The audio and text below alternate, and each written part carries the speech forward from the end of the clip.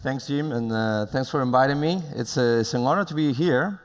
And, well, first of all, I'm Spanish, and this means that I need to use my hands and I need to walk, otherwise I cannot communicate. So, sorry for that.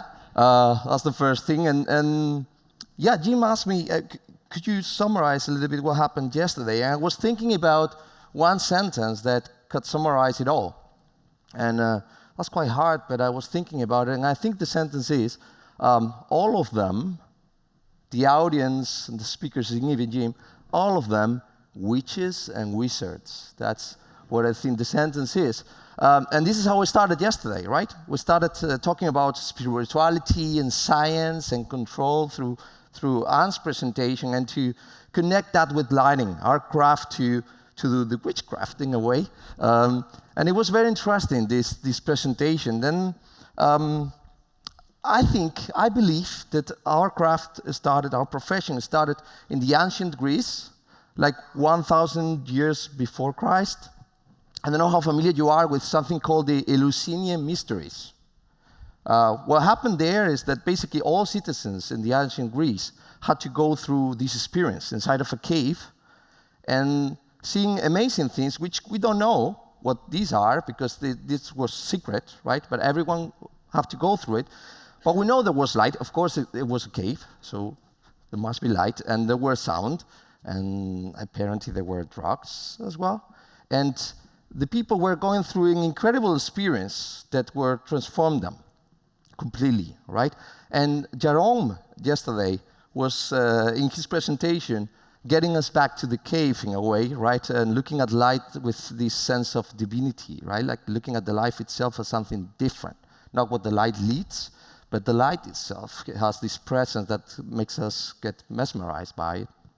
And then Willie told us about all these immersive experiences through YouTube, ended up with incredible concert at the Sphere, which in a way it's a different way of Eleusinian mystery, right? Probably the experience was very similar back in the time as what the users can have now. And that was the first session. And then in the second session, we were covering, I think, all the papers were covering the quest of our era, which is authenticity, right? We all having this quest of authenticity, having experiences that are authentic. That's what the people pay the big bucks for a ticket nowadays. And we started with Christina, with this presentation of how to integrate in a way the cameras, right, into the theatrical environment.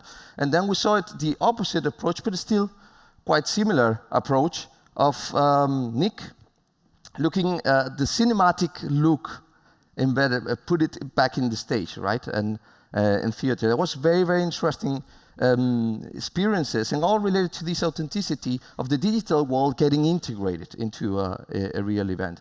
And then Eleanor, I don't know if you remember this Aurora Borealis effect that we saw at the end, which was quite amazing.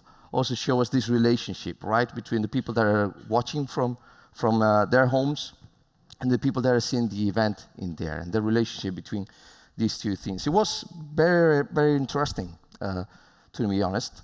And then after lunch, we have the possibility to go more into subcultures.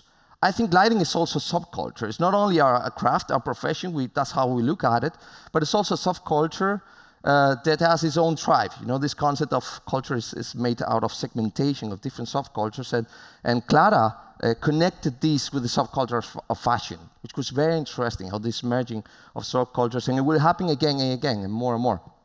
Very interesting. And then later, with David, we also saw these subcultures of the theme parks, right? Which are probably the temples of today. We are going to talk about one today as well, and how the people is aiming to experience something that can transform them as well, and what role lighting has into that experience. And then we end up with Roger, who told us about probably the biggest subculture of all, for us at least, which is cinema, right? And the relationship with color and feelings and so on. I told Roger yesterday, I don't know if you remember what he presented, that he should try to patent this digital fading or digital dimming that he was talking about. I don't know if he can, but it was quite fun. And then we ended up with the integration. Integration in the sense that we are not only a profession, but we also need to integrate with society.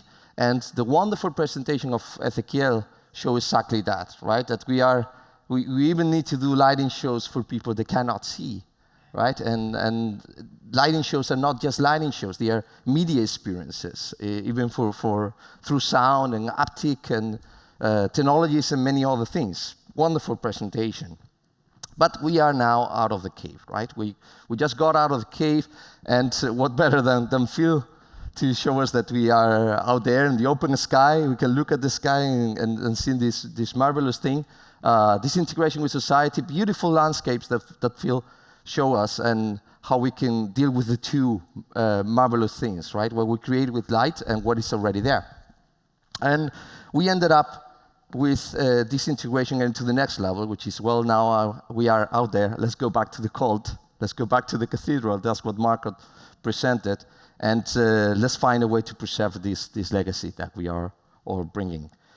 But at the end, we are just lost human beings in the search for guidance. That's what we are.